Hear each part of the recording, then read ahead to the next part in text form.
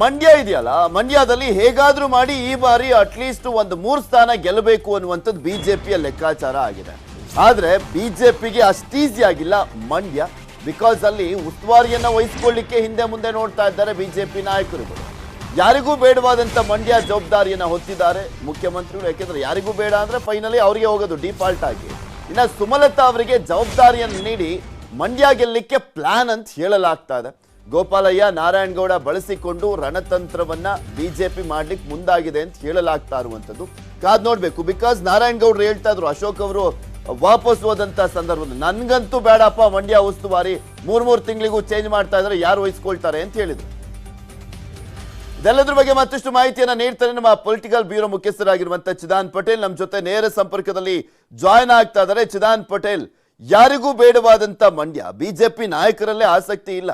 ದೊಡ್ಡ ನಾಯಕರು ಬಂದಾಗ ಸಮಾವೇಶ ಮಾಡ್ತಾರೆ, ರೋಡ್ ಶೋ ಎಲ್ಲ ಮಾಡ್ತಾರೆ, ಆದ್ರೆ ಅದನ್ನು ಉಳಿಸ್ಕೊಂಡು ಹೋಗ್ಲಿಕ್ಕೆ ಆಗ್ತಾ ಇಲ್ಲ ಬಿಜೆಪಿಗೆ. ಈಗ ಅದರ ಅನಿವಾರ್ಯತೆ ಯಾವ ರೀತಿಯಾಗಿ ಸೃಷ್ಟಿಯಾಗಿದೆ. 3 ಸ್ಥಾನ ಗೆಲ್ಲಬೇಕು ಅಂತ ಹೇಳ್ತಾರೆ, ಬಟ್ ಬೇಕಲ್ಲ ಜವಾಬ್ದಾರಿ ಅನ್ನೋದು.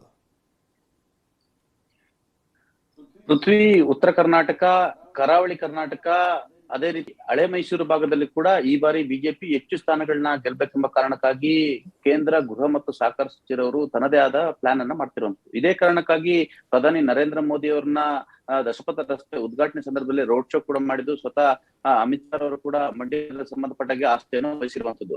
ಸಂಸದೆ, ಪಕ್ಷೇತರ ಸಂಸದೆ ಸುಮಲತಾ ಅವರು ಕೂಡ ಬಿಜೆಪಿಗೆ ಸೆಳೆದಿರುವಂತದ್ದು. ಒಟ್ಟಾರೆ ಇವರ ಟಾರ್ಗೆಟ್ ಹಳೆ ಮೈಸೂರು ಭಾಗ. ಹಳೆ ಮೈಸೂರು ಭಾಗದಲ್ಲಿ ಒಕ್ಕಲಿಗ ಸಮುದಾಯದನ್ನ ಓಲೈಕೆ ಮಾಡ್ಕೊಂಡ್ರೆ ಎಲ್ಲ ಒಂದ್ ಕಡೆ ಇಡೀ ಪ್ಯಾನ್ ಕರ್ನಾಟಕ ಬಿಜೆಪಿ ಸಂಘಟನೆಗೆ ಅನುಕೂಲ ಮತ್ತು ಹೆಚ್ಚು ಸ್ಥಾನಗಳನ್ನ ಗೆಲ್ಬಹುದೆಂಬ ಲೆಕ್ಕಾಚಾರ.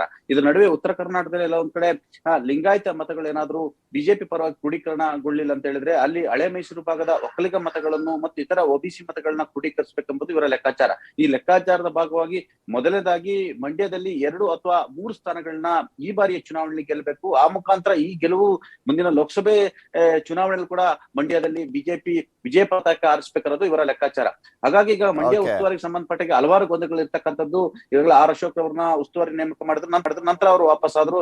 ಇದಾದ ಬಳಿಕ ನಾರಾಯಣಗೌಡರು ಮತ್ತು ಎಸ್ ಟಿ ಸೋಮಶೇಖರ್ ಅವ್ರನ್ನ ಕೂಡ ಉಸ್ತುವಾರಿಗೆ ಕೇಳ್ಕೊಂಡು ಅವ್ರು ಯಾರು ಕೂಡ ಉಸ್ತುವಾರಿ ತೆಗೆದುಕೊಳ್ಳಲಿಕ್ಕೆ ವಹಿಸಲಿಲ್ಲ. ಆದ್ರೆ ಈ ಹಿಂದಿದ್ದಂತ ಉಸ್ತುವಾರಿ ಆಗಿದ್ದಂತ ಗೋಪಾಲಯ್ಯರವರಿಗೆ ಕೂಡ ಇದೀಗ ಪರೋಕ್ಷವಾಗಿ ಉಸ್ತುವಾರಿ ಕೊಟ್ಟಿರುವಂತದ್ದು. ಇದರ ಬೆನ್ನಲ್ಲೇ ಪ್ರಮುಖವಾಗಿ ಮಂಡ್ಯ ಸೇರಿದಂತೆ ಹಳೆ ಮೈಸೂರು ಭಾಗದಲ್ಲಿ ಸ್ವತಃ ಮುಖ್ಯಮಂತ್ರಿ ಬಸವರಾಜ ಬೊಮ್ಮಾಯಿಯವರು ಇದೀಗ ಮಾನಿಟರ್ ಮಾಡ್ಲಿಕ್ಕೆ ತೀರ್ಮಾನವನ್ನು ಮಾಡಿರುವಂತದ್ದು. ಯಾಕಂತ ಹೇಳಿದ್ರೆ ಅಮಿತ್ ಶಾ ಮತ್ತು ಪ್ರಧಾನಿ ನರೇಂದ್ರ ಮೋದಿ ಅವರು ಕೂಡ ಹಳೆ ಮೈಸೂರು ಭಾಗದಲ್ಲಿ ಹೆಚ್ಚು ಗಮನ ಹರಿಸುತ್ತಿರೋದ್ರಿಂದ ಸ್ವತಃ ಮುಖ್ಯಮಂತ್ರಿಯವರು ಇದೀಗ ಮಾನಿಟರ್ ಮಾಡ್ತಿರುವಂತ ಆ ಮುಖಾಂತರ ಯಾವ ರೀತಿಯಾಗಿ ರಣತಂತ್ರವನ್ನ ಮಾಡಿ ಸಕ್ಸಸ್ ಆಗ್ತಾರೆ ಅಂತ ಬಿಜೆಪಿಯವರು. ಥ್ಯಾಂಕ್ ಯು ಚಿದಾನ್ ಪಟೇಲ್ ನಿಮ್ಮೆಲ್ಲ ಮಾಹಿತಿಗಾಗಿ. ನೆಕ್ಸ್ಟ್